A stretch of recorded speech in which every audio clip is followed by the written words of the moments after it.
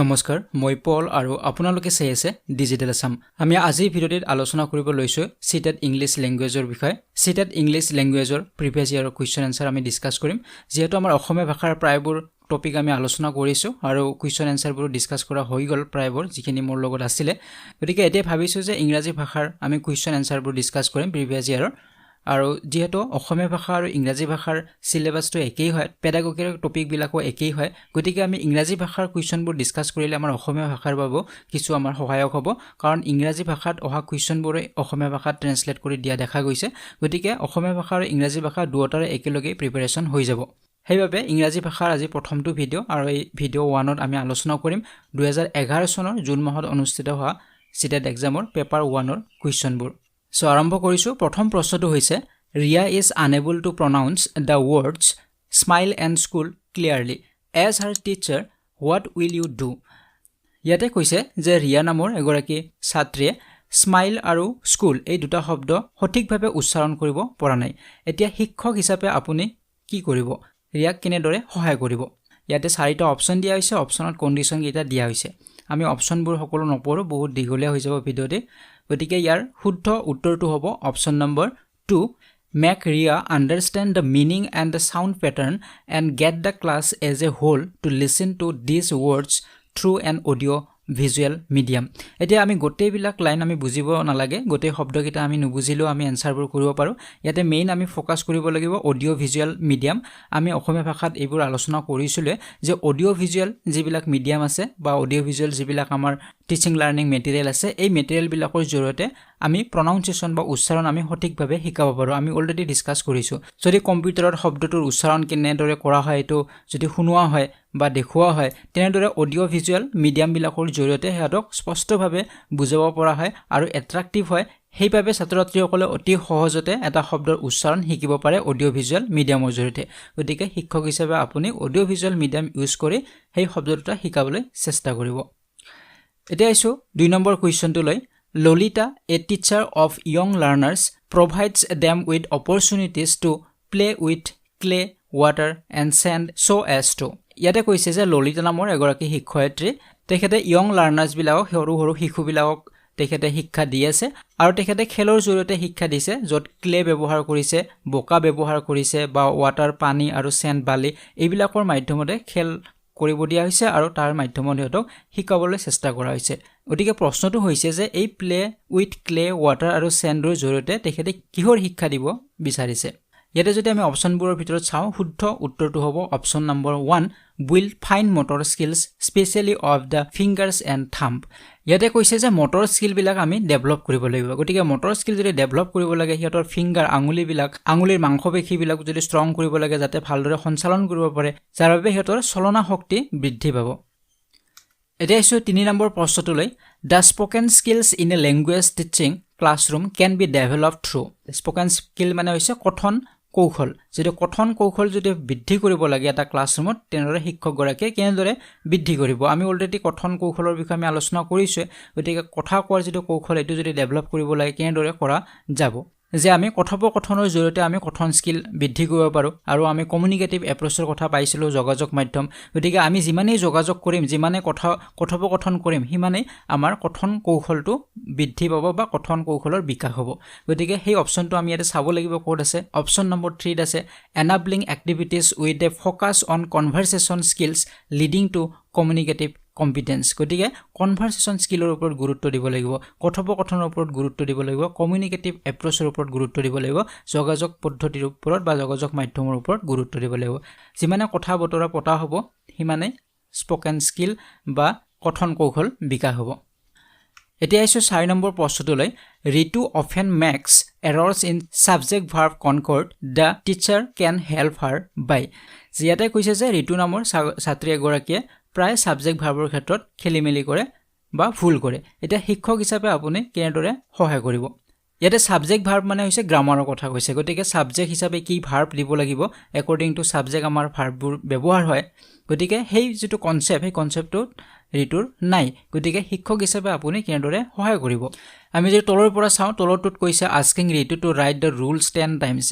যে ইয়াতে কৈছে যে 10 বাৰ মান ঋতুক লিখিবলৈ দিব লাগিব নিয়মবিলাক 3 নম্বৰত কৈছে asking Ritu to learn the rules and scolding her যে তাক গালি পাৰিব লাগিব আৰু ৰুলবোৰ শিকাব লাগিব গতিকে গালিটো পাৰিব আমি নোৱাৰোৱে 2 নম্বৰত কৈছে explaining two her the rules of grammar যে ৰুলবিলাক নিয়মবিলাক আমি এক্সপ্লেইন কৰিব লাগিব আৰু 1 নম্বৰত কৈছে taking up many examples for the entire class and paying special attention to Ritu 1 নম্বৰটো হ'ব ইয়াৰ শুদ্ধ উত্তৰ যে বহুত এক্সাম্পল দিব লাগিব সাবজেক্টৰ লগত কেনেদৰে ভাৰ্ববোৰ আমাৰ ব্যৱহাৰ হয় কি সাবজেক্টৰ লগত কি ভাৰ্ব ব্যৱহাৰ হ'ব সেইবিলাক বহুত এক্সাম্পল দি বুজাব লাগিব আৰু গোটেই ক্লাছটোক বুজাব লাগিব আৰু স্পেচিয়েল আমি এটেনশ্যন দিব লাগিব ঋতুক সেপাৰেট কৰি দিব নালাগিব ক্লাছটোৰ পৰা গোটেই ক্লাছটোক সমানে বুজোৱা হ'ব কিন্তু স্পেচিয়েল এটেনশ্যন দিব লাগিব ঋতুৰ ওপৰত আৰু বেছি এক্সাম্পল দিব লাগিব যিমান এক্সাম্পল দিয়া যাব সিমানে হিহঁতৰ গ্ৰামাৰৰ কনসেপ্টবোৰ ক্লিয়াৰ হ'ব গতিকে শুদ্ধ উত্তৰ হ'ব অপচন নম্বৰ 1 এতিয়া আইছো নেক্সট কোৱেশ্চন নম্বৰ 5 লৈ হাউ উইল এ টিচাৰ বেষ্ট টিচ ৰাইটিং স্কিলছ টু এ ক্লাছ যে এগৰাকী শিক্ষকে ৰাইটিং স্কিল যদি শিকায় বা লিখন কৌশল যদি শিকায় তেওঁ কেনেদৰে শিকাব পাৰিব যদি বেষ্ট টিচ কৰিব বিচাৰে ভাল শিক্ষণ দিব বিচাৰে ৰাইটিং স্কিলৰ ওপৰত তেনেহলে তেওঁ কেনেদৰে শিকাব আমি অলৰেডি ৰাইটিং স্কিলৰ কথা আমি পাইছো যে লিখন কৌশল যদি আমি বিকাশ কৰিব লাগে বা বৃদ্ধি কৰিব লাগে তেতিয়া আমি কি কৰিব লাগে আমি অলৰেডি পাইছো বহু কেইটা কোৱেশ্চন আমি লিখন কৌশলৰ ওপৰত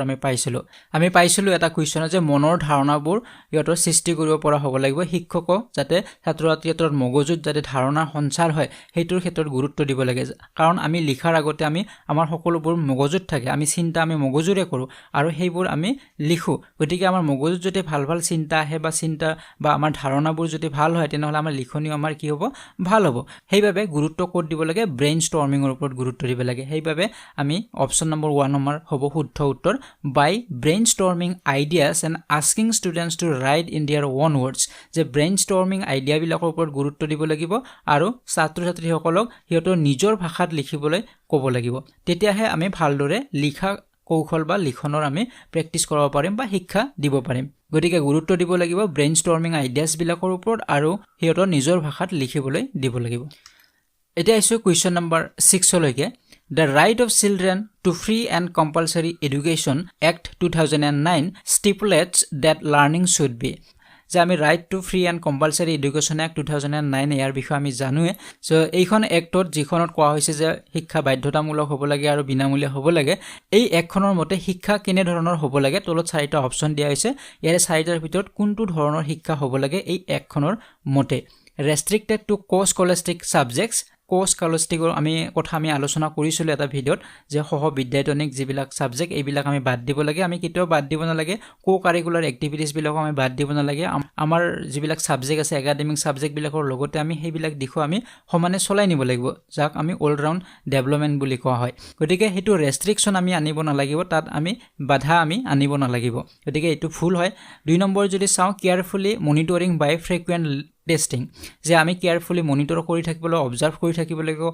নিৰীক্ষণ কৰি থাকিব লাগিব আৰু সঘনে আমি টেষ্ট কৰিব লাগিব পৰীক্ষা কৰিব লাগিব এই একখনে এই কথাটোও কোৱা নাই যে লাৰ্নিং বা শিকন মানে হৈছে যে নিৰীক্ষণ কৰা আৰু সঘনে পৰীক্ষা পতা গতিকে 3 নম্বৰ যদি আমি চাও through activities in a child friendly manner গতিকে এটো হ'ব ইয়াৰ শুদ্ধ উত্তৰ গতিকে এই একখনৰ মতে লাৰ্নিং আমি কেনেদৰে কৰিব লাগে through activities in a child friendly manner আমি বিভিন্ন কাৰ্যকলাপৰ জৰিয়তে আমি শিক্ষা দিব লাগিব বিভিন্ন কৰ্মৰ জৰিয়তে বিভিন্ন কামৰ জৰিয়তে আমি হিহঁতক শিক্ষা দিব লাগিব যাক লাৰ্নিং বাই ডুইং বুলি কোৱা হয় in a child friendly manner আমি হিহঁতক ছাত্ৰ হিচাপে নহয় ফ্ৰেণ্ড হিচাপে ভাবিব লাগিব চাইল্ড ফ্ৰেণ্ডলি মেনাৰেৰে আমি হিহঁতক শিক্ষা দিব লাগিব এতিয়া আইছো 7 number প্ৰশ্নটোলৈ read the two sentences given below তলত দুটা সেন্টেন্স দিয়া হৈছে হেগেটা আমি পঢ়িব দিছে প্ৰথম সেন্টেন্সটো হৈছে the lizard ate the fly আৰু দ্বিতীয়টো হৈছে the fly ate the lizard তাৰ পিছত কৈছে a teacher can use this example to explain that এই বাক্য দুটা এজন শিক্ষকে কি বুজোৱাৰ ক্ষেত্ৰত উদাহৰণ হিচাপে ল'ব পাৰে এতিয়া আমি বাক্য দুটা যদি চাও প্ৰথমটো আমাৰ যেটো সাবজেক্ট আছিল the lizard হেতু দ্বিতীয় বাক্যটোত অবজেক্ট হিচাপে ব্যৱহাৰ কৰা হৈছে the lizard টো দ্বিতীয় বাক্যটোত অবজেক্ট হৈছে আৰু প্ৰথম বাক্যটোত যেটো অবজেক্ট হৈ আছে the fly হেতু দ্বিতীয় বাক্যটোত সাবজেক্ট হৈছে তাৰ মানে সাবজেক্ট অবজেক্টৰ ইয়াতে হলনি কৰি দিয়া হৈছে গতিকে এনে ধৰণৰ যদি আমি বাক্যৰ উদাহৰণ দিও কি বুজোৱাৰ ক্ষেত্ৰত আমি এনে ধৰণৰ উদাহৰণ দিব পাৰো গতিকে ইয়াৰ শুদ্ধ উত্তৰটো হ'ব option number 2 when subject and object change positions the meaning of the sentence changes যেতিয়া সাবজেক্ট আৰু অবজেক্টৰ পজিশন বা স্থান হলনি হৈ যায় তেতিয়া তাৰ অৰ্থ হলনি হৈ যায় যেনে ইয়াতে প্ৰথমটোত হলনি হৈছে সাবজেক্টটো পিছৰটোত অবজেক্ট হল প্ৰথমটোৰ অবজেক্টটো পিছৰটোৰ সাবজেক্ট হল গতিকে ইয়াৰ পজিশন হলনি হোৱাৰ লগে লগে অৰ্থও কিন্তু হলনি হৈছে প্ৰথম বাক্যটোত কৈছে লিজাৰ্ডে ফ্লাই খায় আৰু দ্বিতীয় বাক্যটোত কৈছে ফ্লাইয়ে লিজাৰ্ড খায় গতিকে অৰ্থ চেঞ্জ হৈ গৈছে এতিয়া আহিছে কোৱেশ্চন নম্বৰ 8 লৈ Mary a young teacher believes in personalized learning because she thinks that যে মেৰী এগৰাকী ইয়ং টিচাৰ হয় তেখেতে বিশ্বাস কৰে পাৰ্সোনালাইজ লাৰ্নিংত যে তেখেতৰ মতে প্ৰতিজন ব্যক্তি বেলেগ বেলেগ হয় আমাৰ ইন্ডিভিজুৱেল ডিফাৰেন্সটো আছে ব্যক্তি বিশেষে আমাৰ বেলেগ বেলেগ আমাৰ এবিলিটি বেলেগ আমাৰ শিক্ষা আহৰণ কৰাৰ আমাৰ ক্ষমতা বেলেগ বেলেগ হয় গতিকে পাৰ্সোনালাইজ লাৰ্নিংৰ ওপৰত তেখেতে বেছি বিশ্বাস কৰে কাৰণ প্ৰতিজন শিশুকে বেলেগ বেলেগ ধৰণে বা বেলেগ বেলেগ পদ্ধতিৰ জৰিয়তে শিকাব লাগে বুলি তেখেতে ভাবে কিয় ভাবে প্ৰশ্নটো হৈছে বিকজ she thinks that কাৰণ তেখেতে ভাবে কি কাৰণত ভাবে হেতু আমি চাব লাগিব অপচন গিটাৰ ভিতৰত ইয়াৰ শুদ্ধ উত্তৰ হ'ব option number 2 every learner is unique কাৰণ প্ৰতিজন লাৰ্নাৰে ইউনিক হয় কাৰো লগত কাৰো মিল নাথাকে and needs to be given a chance to develop to the best of their ability আৰু তেওঁলোকক এটা সুযোগ দিব লাগে যাতে তেওঁলোকৰ নিজৰ যিখিনি এবিলিটি আছে যিখিনি সক্ষমতা আছে সেই এবিলিটিখিনি জৰিয়তে যাতে হিতে ডেভেলপ কৰিব পাৰে নিজকে তাৰ বাবে আমি চান্স দিব লাগে গোটেইবিলাককে যদি আমি একেলগে এটা পদ্ধতিৰ জৰিয়তে আমি যদি শিকাও সকলোবোৰ ছাত্ৰ-ছাত্ৰী একে নহয় সকলোৰে লাৰ্নিং যদি কেপাসিটি একে নহয় গতিকে সকলোকে আমি যদি বেলেগ বেলেগ ধৰণে শিকাও বেলেগ বেলেগ পদ্ধতিৰ জৰিয়তে বেলেগ বেলেগ মাধ্যমৰ জৰিয়তে শিকাও তেনেহলে হিতৰ বেছি লাভ হ'ব বুলি তেখেতে ভাবে সেই কাৰণে তেখেতে পাৰ্সোনালাইজ লাৰ্নিংৰ ওপৰত বিশ্বাস কৰে গতিকে শুদ্ধ উত্তৰ হ'ব option number 2 Now coming to the next question number 9 grammar should be taught by যে grammar শিকাব লাগে কেনেদৰে শিকাব লাগে প্ৰথমটোত কৈছে asking students to learn rules যে হিয়তক আমি ৰুল বিলাক মনত ৰাখিবলৈ আমি শিকাম making learners do written assignment বোৰ লিখিবলৈ আমি শিকাম 3 নম্বৰত কৈছে giving clear explanations হিয়তক গ্ৰামাৰৰ ৰুল বিলাক আমি এক্সপ্লেইন কৰি যাম আৰু 4 নম্বৰত কৈছে enabling practice in context আমি হিয়তক প্ৰেক্টিস কৰাৰ ওপৰত বেছি গুৰুত্ব দিম ইয়াৰ শুদ্ধ উত্তৰটো হ'ব গ্ৰামাৰ শিকাব লাগিলে আমি কি কৰিব লাগিব making learners do written assignments গতিকে হিয়তে যাতে assignments বোৰ লিখে বা হিয়তে লিখাত বেছি গুৰুত্ব দিব লাগিব কাৰণ বাক্যবোৰ যেতিয়া লিখিব পাৰিব তেতিয়া আমাৰ গ্ৰামাৰবোৰ সঠিক হৈ আহিব কাৰণ আমি গ্ৰামাৰ ৰুল যিমানে নুবুজাও কিয় যদি লিখাৰ ক্ষেত্ৰত হে গ্ৰামাৰ ৰুলবোৰ এপ্লাই কৰিব নোৱাৰে তেনেহলে গ্ৰামাৰৰ নলেজ নাই বুলি আমি ধৰিব পাৰিম গতিকে লিখাৰ ক্ষেত্ৰত হে আমাক গ্ৰামাৰ লাগি সাধাৰণতে গতিকে লিখাৰ ওপৰত বেছি গুৰুত্ব দিব লাগিব উত্তৰ হ'ব অপচন নম্বৰ 2 এতিয়া আহিছে কোৱেশ্চন নম্বৰ 10 লৈকে children who are differently able join a new school teachers give different reactions which one reacts the concept of inclusive education এই প্ৰশ্নত কৈছে যে ডিফাৰেন্টলি এবলড যিবিলাক ছাত্ৰ ধৰা বিশেষভাৱে সক্ষম যিবিলাক ছাত্ৰ থাকে তেনেকুৱা ছাত্ৰ এখন নতুন স্কুলত হিয়তে এডমিশন ললে এতিয়া শিক্ষক বিলাকৰ ৰিঅ্যাকচন বেলেগ বেলেগ হ'ব যেতিয়া নতুন ছাত্ৰ আহিলে আৰু সেই ছাত্ৰবোৰ হৈছে ডিফাৰেন্টলি এবলড ছাত্ৰ হয় বিশেষভাৱে সক্ষম ছাত্ৰ গতিকে শিক্ষক বিলাকৰ ৰিঅ্যাকচন কেনে ধৰণৰ হ'ব আৰু তলত চাৰিটা ৰিঅ্যাকচন দিছে শিক্ষকৰ তাৰে কোনটো ৰিঅ্যাকচন ইনক্লুসিভ এডুকেশনৰ ৰিঅ্যাকচন হ'ব যে ইনক্লুসিভ এডুকেশনৰ কথা আমি আগতে পাইছো আমি অসমীয়া ভাষাত আমি আলোচনা কৰিছিলো ইনক্লুসিভ এডুকেশন যা অসমত অন্তৰ্ভুক্তি শিক্ষা বুলি কোৱা হয় যে এটা ক্লাছৰুমতে আমাৰ যিবিলাক স্বাভাৱিক ছাত্ৰ-ছাত্ৰী থাকে সেইবোৰো থাকিব তাৰ লগতে বিশেষভাৱে সক্ষম ছাত্ৰ-ছাত্ৰী থাকিব হয়তো তাৰে কোনোবাই কম শুনে কোনোবাই কম দেখে এনে ধৰণৰ ছাত্ৰ-ছাত্ৰী থাকে গতিকে তেনে ধৰণৰ ক্লাছৰুমক কয় ইনক্লুসিভ ক্লাছৰুম আৰু তেনে ধৰণে দিয়া শিক্ষা কয় ইনক্লুসিভ এডুকেশন বুলি গতিকে ইনক্লুসিভ এডুকেশন হ'ব লাগিলে তেনে ধৰণৰ ছাত্ৰ-ছাত্ৰীসকলক শিক্ষক-শিক্ষয়িত্ৰীসকলে একচেপ্ট কৰিব লাগিব গতিকে তলত আমি ৰিঅ্যাকচন কিটা পঢ়ি আমি ক'ব লাগিব যে কোনটো ইনক্লুসিভ এডুকেশনৰ ৰিঅ্যাকচন হয় প্ৰথমটোত কৈছে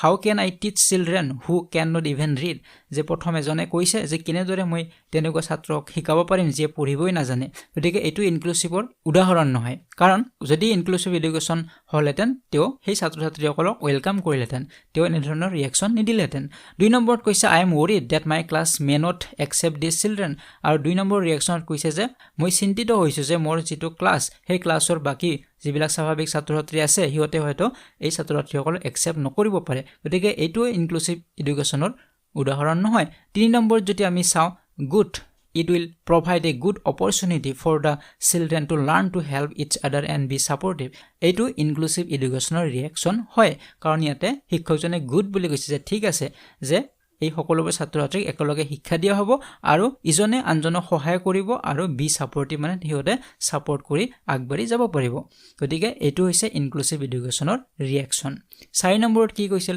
such children should go to special schools যে তেনেধৰণৰ ছাত্ৰ ছাত্ৰীসকলক স্পেশাল স্কুলত পঠাব লাগে তাৰ মানে সেপাৰেট কৰিব লাগে যদি সেপাৰেট কৰা হয় এটো ইনক্লুসিভ এডুকেশন নহয় গতিকে অপচন নম্বৰ 3 হ'ব ইয়াৰ correct answer Now coming to the question number 11, Lina uses big reading books in her language classes too. এই প্ৰশ্নত কৈছে যে লিনা নামৰ এগৰাকী শিক্ষয়িত্ৰীয়ে বিগ ৰিডিং বুকস তেখেতে ব্যৱহাৰ কৰে তেখেতৰ ল্যাঙ্গুৱেজ ক্লাছত বিগ ৰিডিং বুকস মানে ডাঙৰ ডাঙৰ কিতাপ তেখেতে ব্যৱহাৰ কৰে কিহৰ বাবে তেখেতে বিগ ৰিডিং বুকস ব্যৱহাৰ কৰে allow students to read at home যে ঘৰত পঢ়াৰ বাবে যেহেতু ক্লাছত ব্যৱহাৰ কৰে গতে ঘৰত পঢ়াৰ কথা এটা নাহে 2 নম্বৰত কৈছে যে ensure books carry a lot of information যে ডাঙৰ ডাঙৰ বুক কাৰণ বহুত ইনফৰমেশন তাত থাকিব হেইটো নহয় কাৰণ প্ৰাইমাৰী লেভেলত বহুত ডাঙৰ ডাঙৰ কিতাপ পঢ়িবলৈ দিয়া নহয় বহুত ইনফৰমেশনৰ বাবে 3 নম্বৰত কোৱা হৈছে use this illustrated colorful books for reading together এটো হ'ব ইয়াৰ শুদ্ধ উত্তৰ যে এই ডাঙৰ ডাঙৰ কিতাপবোৰত ডাঙৰ ডাঙৰ লেটাৰবোৰ লিখা আছে বহুত তাত ইনফৰমেশন নাই ইনফৰমেশন কমই আছে কিন্তু তাত ছবি আছে বহুত বা এলফাবেট বিলাক ডাঙৰ ডাঙৰ কৰি দিয়া আছে এটা পেজত হয়তো এটাই এলফাবেট দিয়া আছে এনেদৰে দিয়া হৈছে কাৰণ প্ৰাইমাৰী লেভেলত তেনে ধৰণৰ কিতাপ ব্যৱহাৰ কৰা হয় আৰু হিয়তে ডাঙৰ বস্তু যেতিয়া দেখিব হিয়তৰ এট্ৰাকচন বাঢ়ে এটো এটা সাইকোলজিক্যাল কথা এটা হিয়তৰ ডাঙৰ বস্তু বা কালাৰফুল বস্তু যেতিয়া দেখা পাব হিয়তৰ তাত আকৰ্ষণ বাঢ়ি যায় আৰু তাত পঢ়াৰ কাৰণে বা শিকাৰ কাৰণে আগ্ৰহী হয় সেইভাবে শিক্ষয়িত্ৰী গৰাকীয়ে ডাঙৰ ডাঙৰ ৰিডিং বুকস তাত ব্যৱহাৰ এতিয়া আছে কোৱেশ্চন নম্বৰ 12 লৈকে a teacher can cater to the learning styles of all the children by ইয়াতে এটোৱে কৈছে যে এটা ক্লাছৰুমত বিভিন্ন ধৰণৰ ছাত্ৰ-ছাত্ৰী থাকিব গোটেই ছাত্ৰ-ছাত্ৰী সকলকে যদি আমি শিকাব লগা হয় তেনে ক্ষেত্ৰত শিক্ষক গৰাকীয়ে কেনে ধৰণৰ পদক্ষেপ ল'ব ইয়াতে অপচন নম্বৰ যেটো 4 আছে হেতু হ'ব ইয়াৰ শুদ্ধ উত্তৰ employing a variety of teaching methods and modes of assessment which cater to diversity among learners যেটো বহুত লৰা চলি আছে all the children বুলি কৈছে গোটেই চিলড্ৰেন বিলাককে শিকাব লাগিব গতিকে বেলেগ বেলেগ টিচিং মেথড ব্যৱহাৰ কৰিব লাগিব ভেৰাইটি অফ টিচিং মেথড মানে বেলেগ বেলেগ টিচিং মেথড ব্যৱহাৰ কৰিব লাগিব আৰু হিয়তক এসেসমেন্টও কৰিব লাগিব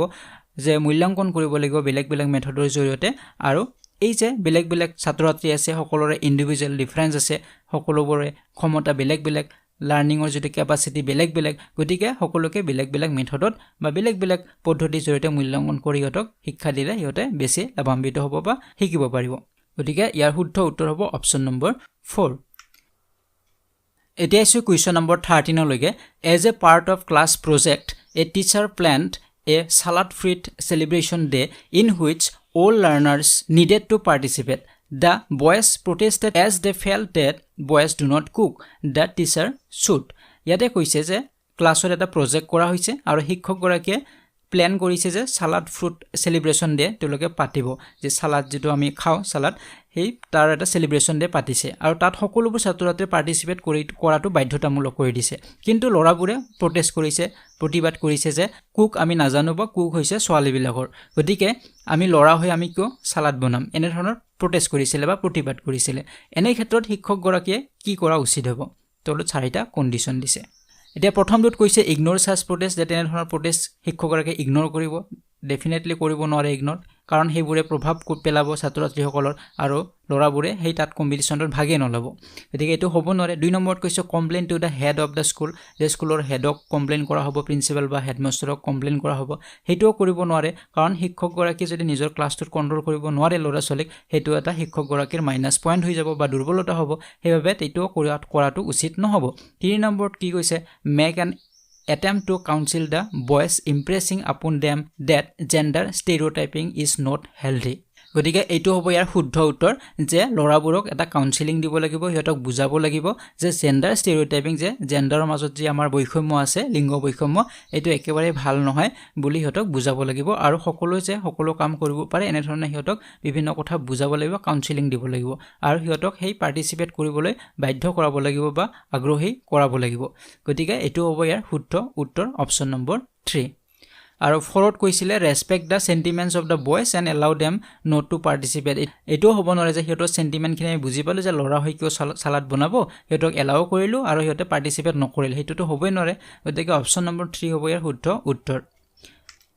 এতিয়া আছে কোৱেশ্চন নম্বৰ 14 লৈকে a child studying in class 3 says I drank the water it indicates that the child যে ক্লাছ 3 ত পঢ়া এজন ছাত্ৰজনে কৈছে I drank the water যে মই পানীখিনি খাইছিলো এতিয়া এই বাক্যটোত কি ভুল হৈছে বা ছাত্ৰজনে কি ভুল কৰিছে ইয়াতে যদি বাক্যটোত আমি চাওঁ বাক্যটো এটা past tenseৰ বাক্য হয় আৰু ইয়াতে যেটো ভাৰ্ব হয় সাবজেক্টৰ পিছত আছে আইৰ পিছত যেটো ভাৰ্ব ব্যৱহাৰ কৰিছে এটো past formত দিয়া হৈছে গতিকে হেই সবৰ এটো past tenseৰ বাক্য হয় সাবজেক্ট প্লাস ভাৰ্বৰ past form গতিকে simple past tenseৰ বাক্য হয় গতিকে ed তাত লগাইছে হেখৰ ফালে কিন্তু drank drunk এই শব্দটো অলৰেডি এটা past tense হয় কাৰণ ড্ৰিংকৰ past form এটো drank হয় আমি হেতু জানো গতিকে তাৰ পিছত আৰু ed লগাব নালাগে কাৰণ আমাৰ বহুতৰে তেনেকুৱা হয় কাৰণ বেছিভাগ past tense কৰিব গলে ed পিছত লগাব লাগে গতিকে আমি জেনাৰেলাইজ কৰি পেলাও যে হয়তো সকলো বিলাকতে past tense কৰিলে ed লগাব লাগে সেইভাবে make যেটো ভাৰ্ব আছে make হেইটোৰ past tense make কৰি দিয়ে কিছুমান ছাত্ৰ-ছাত্ৰী গতিকে তাৰ past form হৈছে made made গতিকে ইয়াতে ছাত্ৰজনে হেইটোৱে ভুল কৰিছে যে তেওঁ জেনাৰেলাইজ কৰিছে সকলো past tense কৰিব গলে ed লাগিব বুলি তেখেতে ভাবিছে আৰু হেইভাবে ইয়াতে I drank the water বুলি কৈছে কিন্তু ইয়াতে শুদ্ধ হলেতেন যেতিয়া ed টো নলগালেতেন গতিকে ইয়াতে আমি যদি চাও উত্তৰ হ'ব অপচন নম্বৰ 3 হ'ব has over generalized the rule for making past tense verbs গতিকে তেখেতে over generalize কৰি পেলাইছে যে সকলোতে ed লগাব লাগে বুলি ভাবিছে যাৰ বাবে তেখেতৰ এটো ভুল হৈছে গতিকে ইয়াৰ অপচন নম্বৰ 3 হ'ব কাৰেক্ট আনসাৰ এতিয়া এসো হেখৰটি প্ৰশ্ন কোৱেশ্চন নম্বৰ 15 লৈকে আৰু ইয়াৰ উত্তৰটো আপোনালোকে কমেন্ট বক্সত কমেন্ট কৰিব আৰু নেক্সট ভিডিওত আমি ইয়াৰ উত্তৰটো আমি এক্সপ্লেইন কৰিম In a diverse classroom, learners find it difficult to speak and write good English, and other lapse into their mother tongue because. ইয়াতে কৈছে যে diverse classroom হয় তাত দুটা ভাষা শিকোৱা হৈছে এটা হৈছে মাতৃভাষা আৰু এটা হৈছে ইংলিশ ল্যাঙ্গুৱেজ গতিকে ইয়াৰ ক্ষেত্ৰত ইংৰাজী ভাষাটো ছাত্ৰ-ছাত্ৰী ভালদৰে শিকিব পৰা নাই আৰু ইংৰাজী আৰু মাতৃভাষা দুয়োটাৰে মাজত এটা খেলিমেলি হৈ গৈছে গতিকে ইয়াৰ কাৰণটো কি বুলি তোমালোকে ভাবা কাৰেক্ট অপচনটো কমেন্ট বক্সত কমেন্ট কৰিব গতিকে ভিডিওটি কেনে পালে আপোনালোকে নিশ্চয় জনাব কাৰণ এটো প্ৰথম ভিডিও ইংলিশ ল্যাঙ্গুৱেজৰ বাকি অসমীয়া বিলাকত আপোনালোকৰ ৰেসপন্স ভালেই পাইছো গতিকে ইংৰাজী ভাষাৰ ক্ষেত্ৰত আপোনালোকৰ কেনে ধৰণৰ মতামত আপোনালোকে কমেন্ট বক্সত জনাব আৰু যদি ভিডিওবোৰ ভাল পাইছে লাইক আৰু শেয়াৰ কৰিব নপৰিব যদি প্ৰথমবাৰ চেনেলত ভিজিট কৰিছে তেনে চেনেলটি সাবস্ক্ৰাইব কৰক আৰু কাষৰে থকা বেল আইকনটি প্ৰেছ কৰিবলৈ একেবাৰে নপৰিব পৰৱৰ্তী ভিডিওত পুনৰবাৰ লগ পোৱাৰ আশাৰে আজিলৈ বিদায় লৈছো